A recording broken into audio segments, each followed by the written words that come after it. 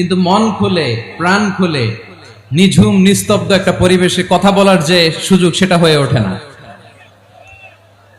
কিন্তু আমরা একটু কষ্ট করলে একটু স্যাক্রিফাইস করলে এটা সম্ভব।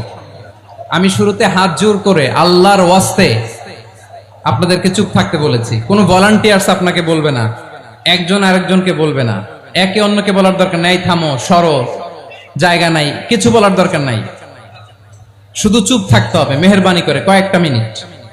আল্লাহর ওয়াস্তে যদি মেহেরবানি করে চুপ থাকতে পারেন, কয়েকটা কথা শেয়ার করবো ইনশাআল্লাহ। এইদিকে চুপ হয়ে গেছে মাশাআল্লাহ, এই দিকটাতেও আল্লাহর ওয়াস্তে ধাক্কা ধাক্কি জায়গা না হলে পেছনে চলে যাও। আমাকে দেখা লাগবে জরুরি না তো, এলইডি আছে ওখানেও দেখা যাবে, ওখানে চলে যাও। ধাক্কা ধাক্কি করে ঘেমে ঘর্মাক্ত হয়ে কি একটা কঠিন অবস্থা। শীতের সিজন মনে হয়, আমি তো ঘামতেছি।